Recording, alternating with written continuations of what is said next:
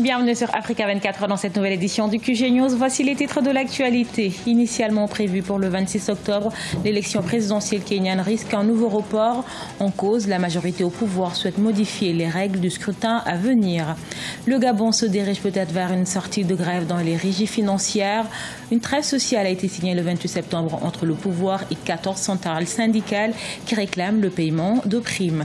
Et puis les Aigles du Mali ont un nouvel entraîneur, Mohamed Magasouba, ancien directeur technique national, souhaite relancer la sélection nationale en la qualifiant au prochain mondial de football Russie 2018.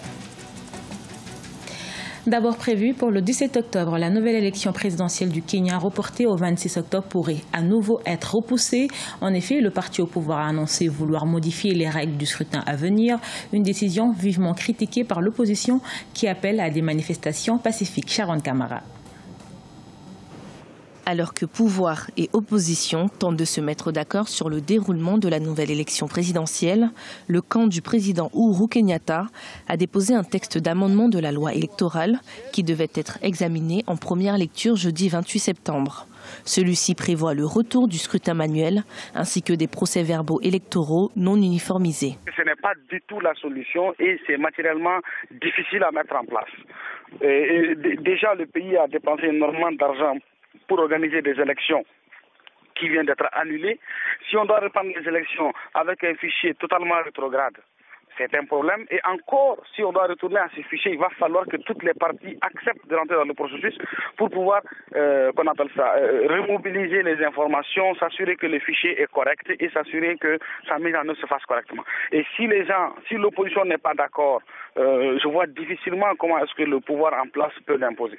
Le camp du candidat de l'opposition Raila Odinga a posé plusieurs conditions pour le bon déroulement du scrutin du 26 octobre.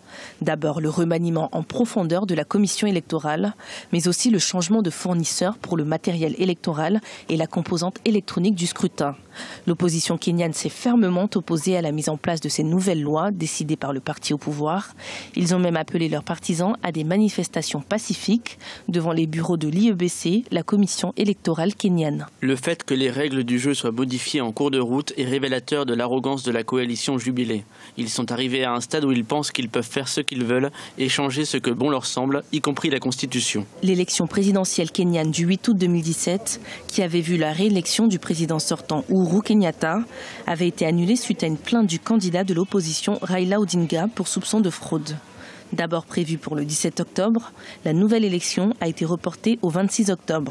La tenue de ce prochain scrutin semble de plus en plus incertaine, alors que la commission électorale est dans l'obligation d'organiser des élections avant le 31 octobre selon la loi constitutionnelle. Après 3 mois de grève, une trêve sociale de 3 ans vient d'être signée entre le gouvernement gabonais et 14 centrales syndicales. Les syndicalistes ont cessé leurs activités pour exiger le règlement d'arriérés de primes. Toutefois, la FECI-REFA, l'unique fédération qui n'a pas signé l'accord, dénonce une mascarade. Siamlo Victoria Sedji. Le huis clos a duré 13 heures. En fin de compte, une trêve sociale de 3 ans a été signée jeudi 28 septembre entre le gouvernement gabonais et les 14 centrales syndicales grévistes regroupant des agents des services de régie financière et du secteur des hydrocarbures. Elles réclamaient entre 12 et 26 milliards de francs CFA d'arriérés de primes à accumuler sur 5 mois. La signature de la trêve vient mettre temporairement fin à une grève qui aura duré 3 mois. Cet accord est une grande victoire. Nous avons signé avec 14 centrales syndicales. Les syndicales qui ont signé avec nous représentent plus de 90% des agents des administrations financières et pétrolières. Mais la Fédération des syndicats des régies financières et administrations assimilées, FECI-REFA, ne reconnaît pas cette trêve qu'elle a refusé de signer. Par la voix de son porte-parole Wilfried Erisco Mvu Osiala, elle annonce sa décision de poursuivre la grève. Je crois savoir que la fin justifie ou justifiera les moyens, comme on le dit communément. Mais moi, ça m'étonnerait que ce syndicat puisse poursuivre la grève dans la mesure où la trêve qui a été signée l'a été naturellement sur le plan légal. Le ministre du Budget, Jean-Fidèle Otondote, a toutefois déclaré que les portes restaient ouvertes aux non-signataires. Pour rappel, cette grève qui a touché les secteurs les plus productifs du pays a occasionné des pertes de milliards de francs CFA à l'État. À la page sport, l'équipe nationale de football A du Mali a un nouvel entraîneur. Il s'agit de Mohamed Magasuba. Nommé le 7 septembre, l'ancien directeur technique national compte apporter une nouvelle stratégie à la tête des Aigles du Mali. Sans portrait dans ce reportage de notre correspondant Mokhtar Bari. Longtemps resté à l'ombre de l'encadrement de l'équipe nationale de football dans le rôle de directeur technique, Mohamed Magasuba se voit confier les rênes des Aigles du Mali. Ayant perdu les chances de se qualifier au Mondial Russie 2018, l'ancien entraîneur Alain Giresse a préféré rendre le tablier. Mohamed Magasuba aura la lourde tâche de relancer la sélection nationale dans une poule dominée par la Côte d'Ivoire avec 7 points, suivi du Maroc avec 6 points et du Gabon 5 points. Le Mali, lui, totalise 2 points en 4 matchs. Moi, j'ai ma philosophie. Tout autre coach que moi a sa philosophie. Mais moi, ma philosophie est basée sur le renouveau. Le renouveau n'exclut pas les anciens. Non, pas du tout. Nous avons besoin de tout le monde. Mais nous avons besoin de bâtir cette équipe nationale sur des bases saines, sur des bases durables. Et pour cela, il faut certainement faire appel à certains jeunes valeureux qui ont beaucoup de talent. Mohamed Magasuba entend imprimer une nouvelle dynamique à des Aigles en perte de confiance. Pour cela, il compte injecter du sang neuf avec la montée de jeunes cadets et juniors qui ont été sacrés en Coupe d'Afrique et du Monde en 2015. On a vu qu'au niveau des jeunes maliens, quand même ça rayonne fort parce que vous savez, les cadets maliens ont gagné 2 fois de suite la CAN.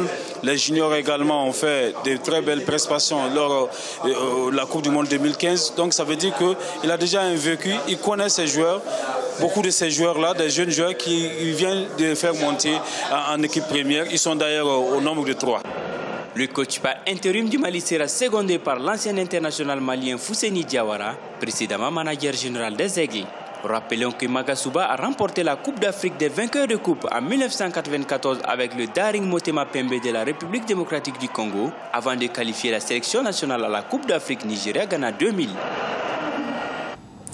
Dans le reste de l'actualité, intitulée Couleurs de Brazza, l'exposition de Lebon Zaviola a refermé ses portes ce 30 septembre à Brazzaville. À travers ses clichés, le photographe congolais a voulu mettre en valeur les enseignes peintes à la main dans la capitale congolaise, découverte dans ce reportage de notre correspondant Deva Ponzo. C'est depuis près d'1 an que le photographe congolais Lebon Zaviola préparait cette exposition photographique Couleurs de Brazza. Celle-ci met l'accent sur l'impact des enseignes peintes à la main dans la société. C'est après avoir parcouru les 9 arrondissements de Brazzaville que l'auteur a bouclé son travail. Couleurs de Brazza, je mets en avant toutes les enseignes peintes à la main, que ce soit les salons de coiffure, les alimentations, toutes les boutiques qu'on voit sur place. Le constat fait, c'est que la plupart des enseignes représente soit une grande star, que ce soit dans le foot, que ce soit un homme politique. Lors du vernissage organisé ce vendredi 29 septembre 2017 dans un hôtel de Brazzaville, plusieurs personnalités ont saisi l'occasion de découvrir et d'apprécier les œuvres de celui qui a défendu l'art photographique congolais lors des Jeux de la francophonie d'Abidjan en juillet 2017. Ça a été une exposition magnifique. Il est de notre devoir en tant que pouvoir public de pouvoir leur apporter le soutien nécessaire pour qu'ils épanouissent. Et cela y va aussi de notre politique culturelle. Ce travail m'a vraiment attiré. Il instruit, vu que l'exposition est basée sur un travail qu'il a fait de manière personnelle. C'est pour essayer un peu de montrer aussi sur ce plan aussi les artistes congolais et ce qui se fait aussi à Brazzaville. Et en plus, c'est pour faire valoir aussi notre ville. Lebon Zaviola est diplômé en communication documentaire à la faculté des lettres et des sciences humaines de l'université Mariangouabi. Mention spéciale du jury au dernier jeu de la francophonie d'Abidjan dans la catégorie photographie, il tire cet art de son oncle. Membre du collectif Elili depuis 2010, il a déjà présenté plus de 12 expositions photographiques. Ce journal a été réalisé par l'ensemble de la rédaction. Nous vous remercions pour votre fidélité. Dans un instant, une nouvelle édition de l'actualité sur Africa 24.